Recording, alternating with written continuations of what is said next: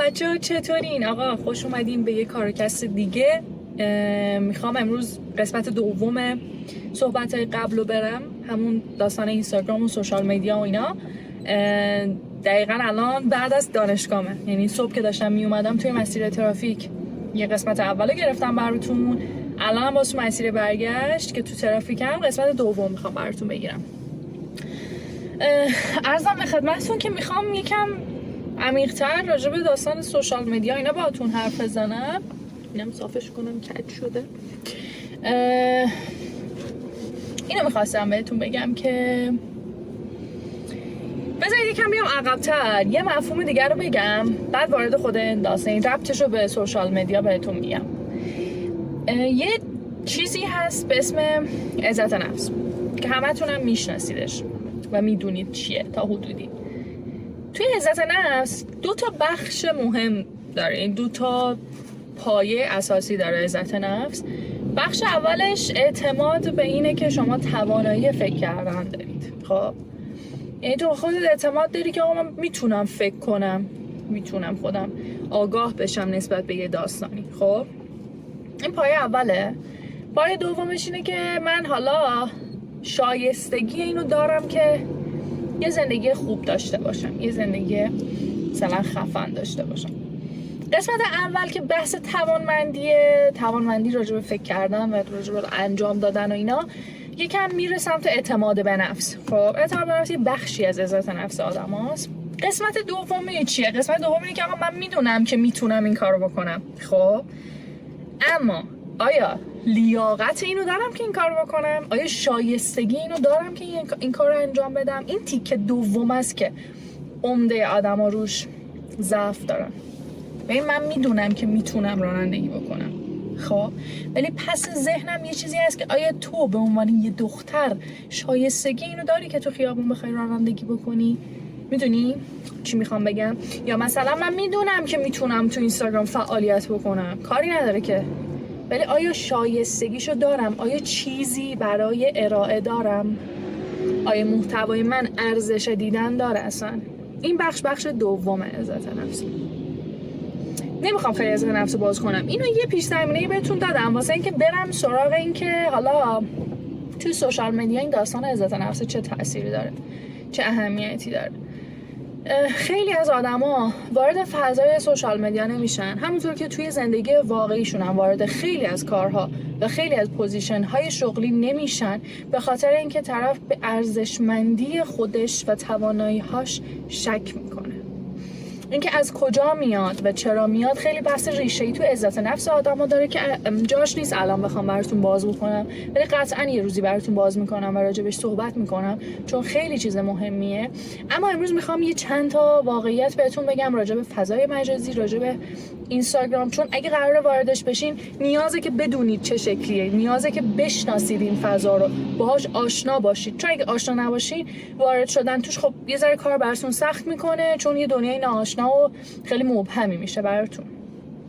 اولین چیزی که میخوام بهتون بگم اینه که چیزی که شما توی سوشال مدیا میبینید با چیزی که توی واقعیت هست خیلی فرق میکنه.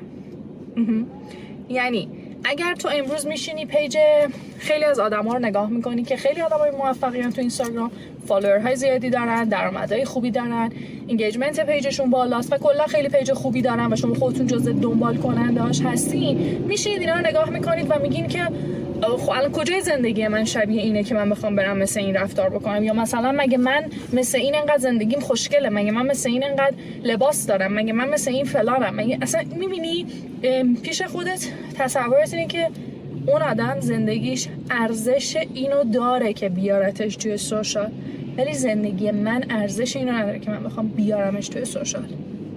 ببین اما چیزی که هست اینه که زندگی اون آدم روز اول اینی که تو میبینی نبوده که بگه خب من زندگیم اینه چرا نشونش ندم. نه اصلا این نبوده، اومده جلوتر و کم کم فهمیده که اگه زندگیمو این شکلی بکنم مردم بیشتر دوست دارن. ببین یه بازیه. خب این چیزی نیستش که از اول بوده باشه. من اصلا کاری با خوب و بدیش ندارم بچه‌ها، من فقط دارم توضیح میدم این داستانه، من فقط دارم بازش میکنم براتون.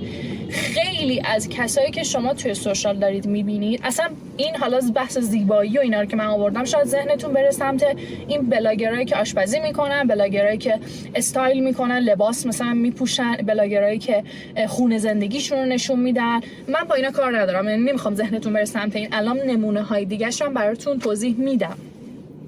چقدر بده که من دوربینم اینجاست و وقتی اینور نگاه میکنم شما رو نگاه نمیکنم و این ارتباط چشمی برقرار نمیشه.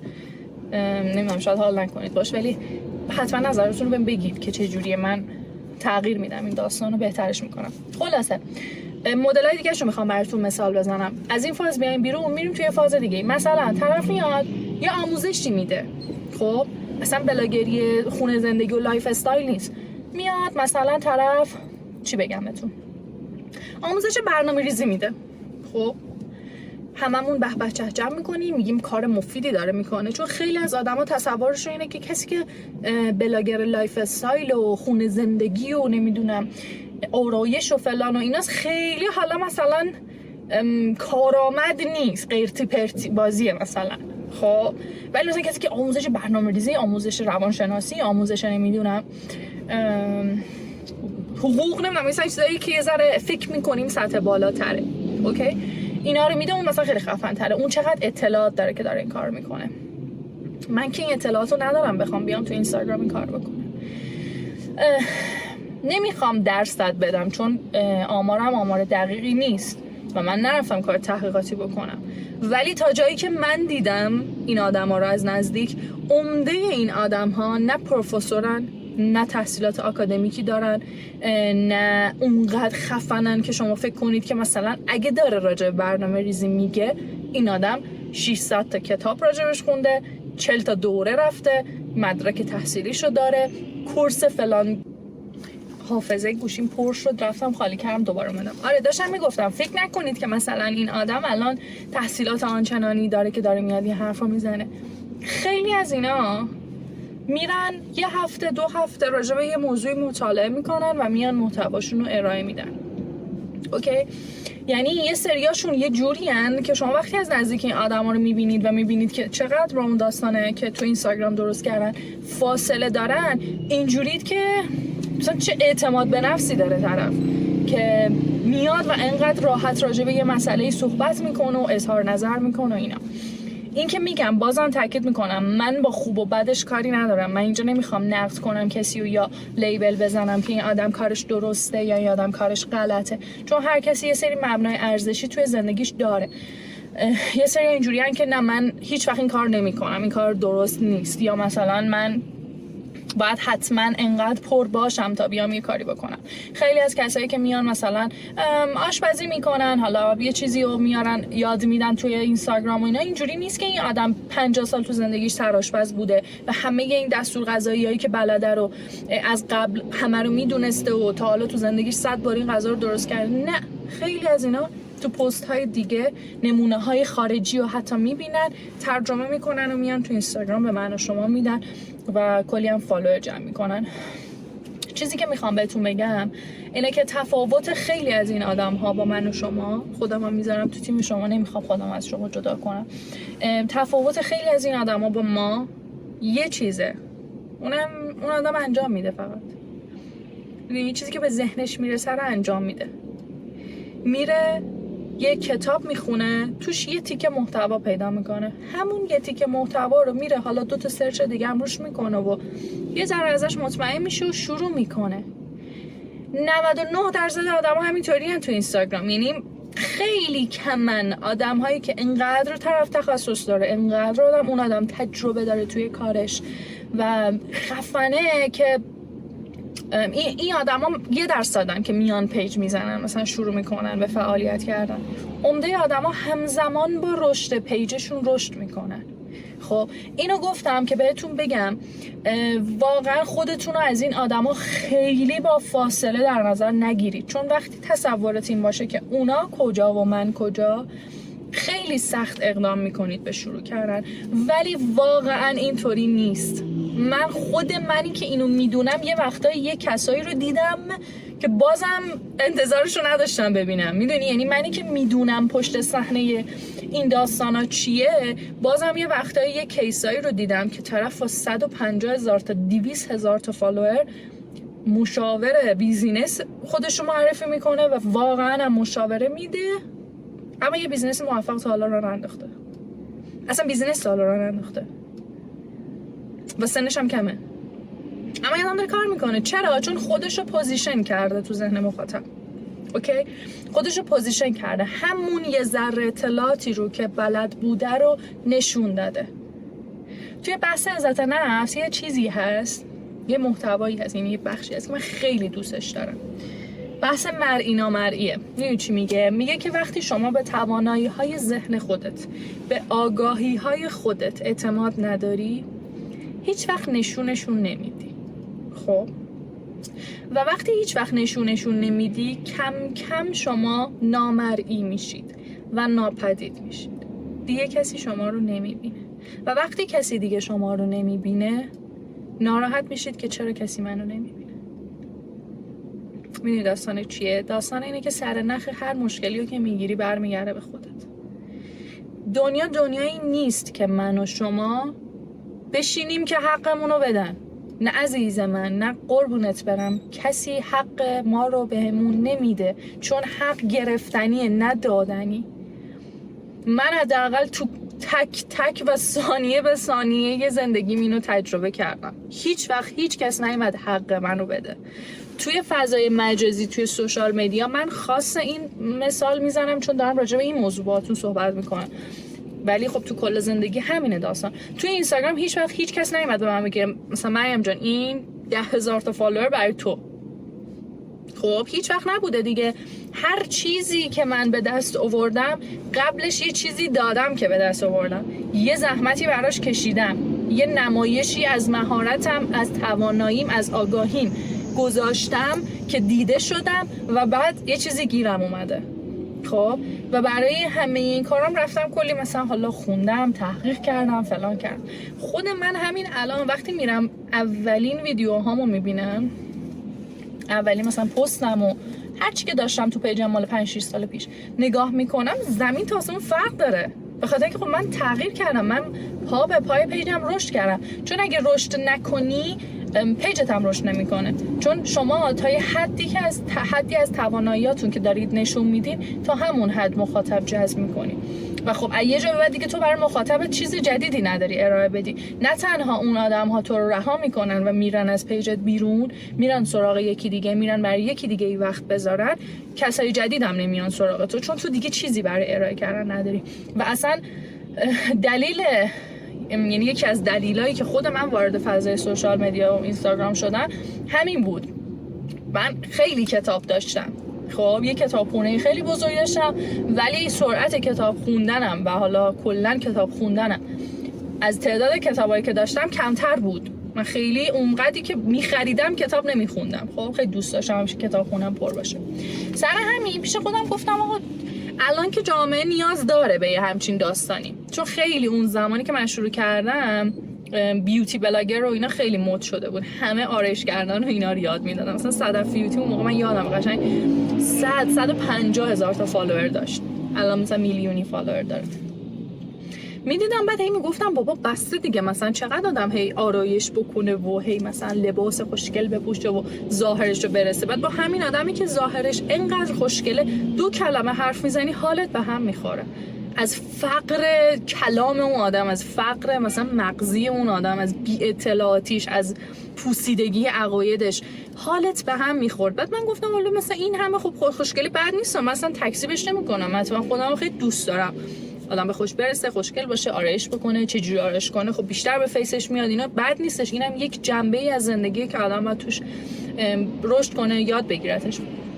ولی خب کنارش چقدر خوبه که آدم هم خوشگل و خوشتیپ و شیک باشه، هم اطلاعات خوبی داشته باشه، هم خوب صحبت بکنه، هم یه چیزی بلد باشه، هم یه حرفی برای گفتن داشته باشه، هم 4 تا کتاب خونده باشه. این آدم خیلی آدم جذاب تریه.